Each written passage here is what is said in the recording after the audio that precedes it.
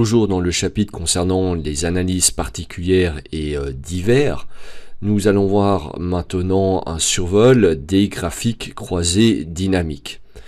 Donc déjà, premier avertissement avant que je vous montre les objectifs détaillés de ce module, il ne s'agit pas de faire des graphiques croisés dynamiques basés sur du Power Pivot. Donc je rappelle que les Power Pivot, c'est une formation à part.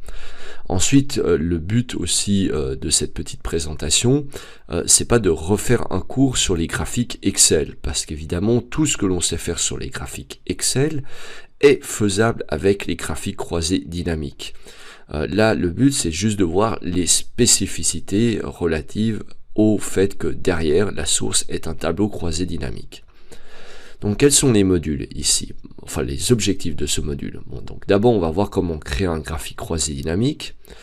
Ensuite, on va voir comment comprendre la liaison entre un graphique croisé dynamique et son tableau croisé dynamique. Ensuite, on va voir si on peut lier des segments à un graphique croisé dynamique. Ensuite, on va voir des options visuelles importantes relatives au graphique croisé dynamique, et ce surtout pour l'impression.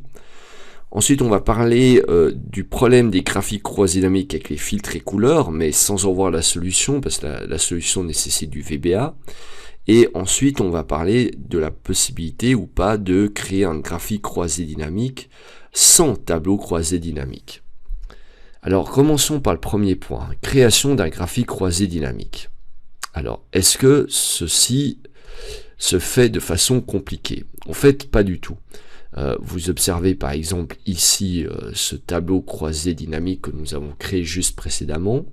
Si ici je me rends par exemple dans l'onglet Analyse, vous voyez qu'il y a un bouton graphique croisé dynamique.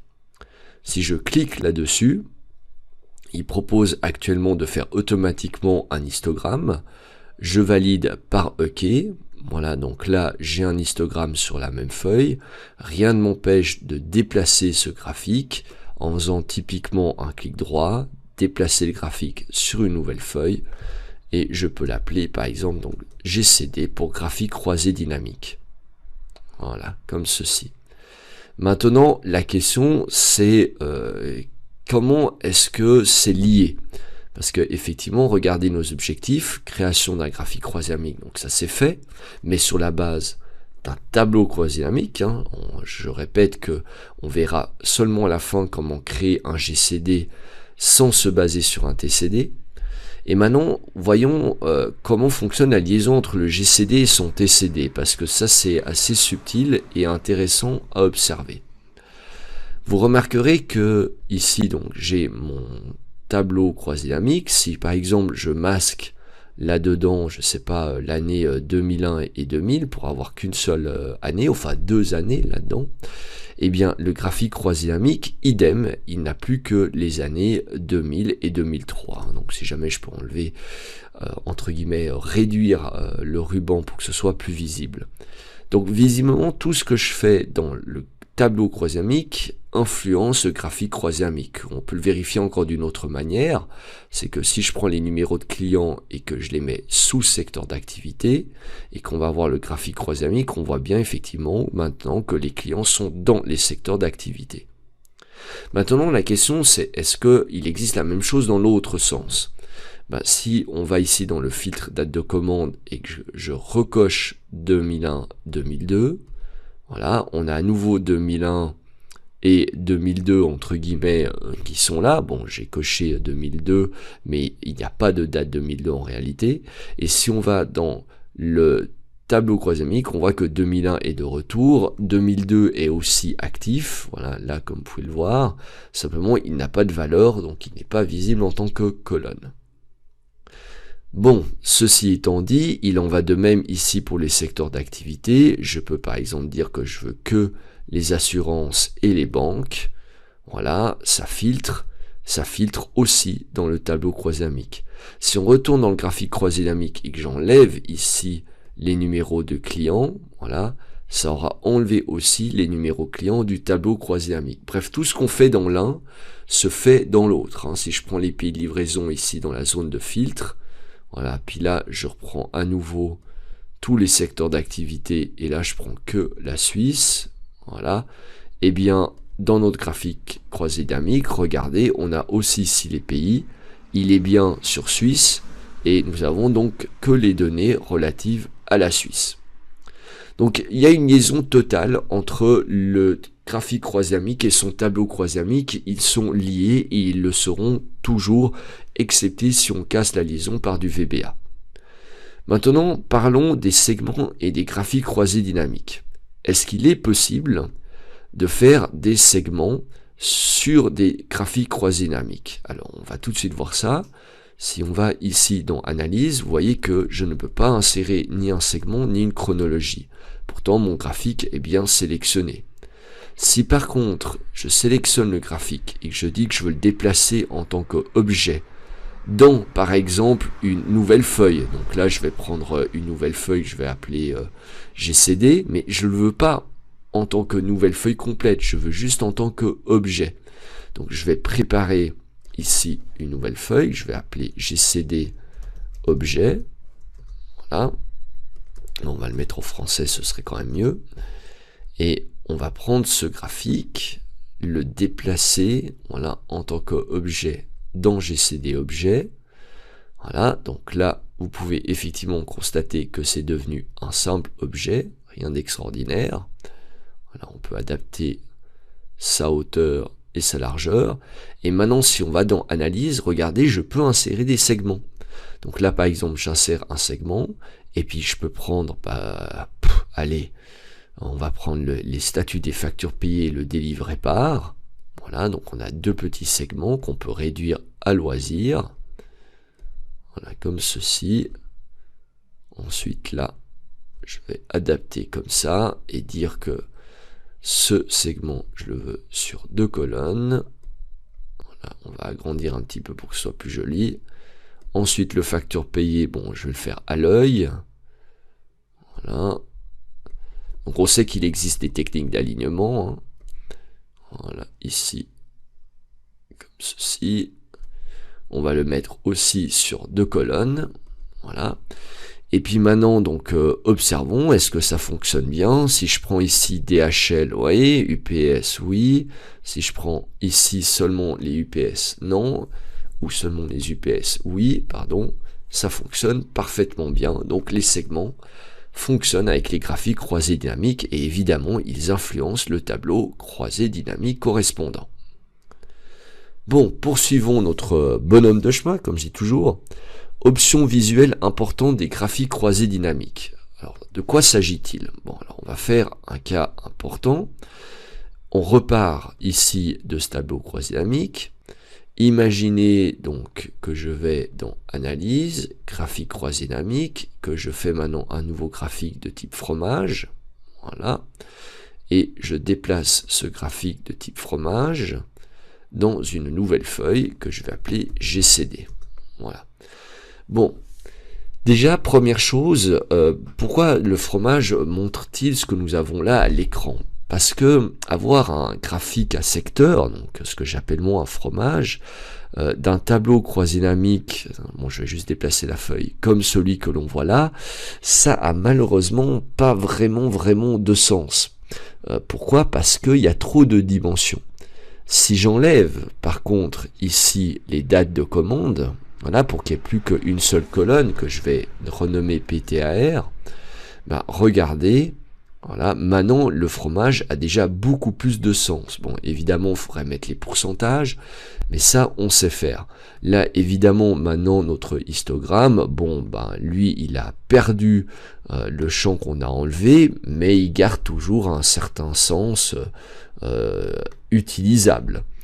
Bon, ceci ayant été dit, allez hop, je vais remettre tous les pays, voilà, tous, ok, voilà, comme ceci.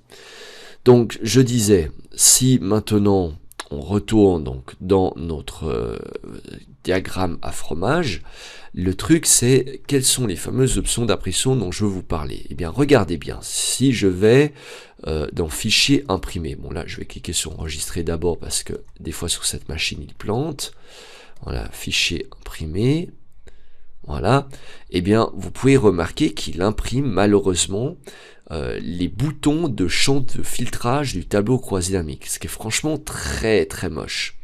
Alors, est-ce qu'on peut pallier à ceci? Oui, déjà, si on va regarder dans Analyse, vous voyez ici, j'ai liste des champs. Si je désactive ça, on sait ce que ça va faire, ça va enlever la liste des champs qui est à droite. Donc c'est pas l'objectif ni le résultat recherché. Donc je réactive liste des champs. Mais si on regarde juste en dessous, ici il y a bouton des champs. Et actuellement il nous dit je t'affiche les boutons de champ filtre de rapport. Si je le décoche, regardez, ils ont disparu ici en haut du tableau croisé dynamique. Si je continue, en disant, bon là évidemment j'ai cliqué, ah zut, voilà, je décoche masquer tout, voilà, et ici je dis maintenant affiche les boutons du champ de légende, vous voyez, donc là je l'ai désactivé, ah zut, voilà, j'ai désactivé les boutons du champ de légende, il n'affiche rien, pourquoi? Parce que ici je n'ai pas de légende mais j'ai des séries. Donc ça me pose problème. Donc si je dis afficher les boutons du champ axe, à ce moment-là, il me l'enlève. Donc ça, c'est pas évident à deviner que pour un fromage, eh bien, les séries sont au fait les axes. Voilà, alors que normalement, ce que l'on a ici, donc visible alimentaire assurance sur un graphique Excel normal, eh bien, ce sera considéré comme des champs de légende. Et ainsi de suite, donc afficher les boutons de champ de valeur, c'est le PTR que vous voyez ici tout en haut à gauche, ce sont les statistiques donc. Et là, si je vais dans Analyse, voilà, afficher les boutons de champ de valeur et que je le décoche, le bouton n'est plus là. Évidemment, je peux tout réactiver, voilà, comme ceci, et tout désactiver d'un coup en cliquant sur masquer tout. Voilà, ça fait un graphique beaucoup plus pur. Bon, maintenant, si je reste dans ce scénario-là qui est très courant, on pourrait se poser la question de qu'est-ce qui se passe avec un fromage si je mets quantité dans la zone valeur? Simplement, un fromage n'est pas capable d'afficher, du moins avec les graphiques croisés dynamiques classiques, deux statistiques en même temps. Donc ça n'a pas de sens physiquement parlant. Voilà, donc là je vais le retirer. Bon, donc voilà en ce qui concerne les options d'impression particulières au graphique croisé dynamique, puisqu'il ne s'agit en réalité que de masquer ces horribles boutons gris qui apparaissent à l'impression. Maintenant poursuivons, problème des graphiques croisés dynamiques avec les filtres et les couleurs.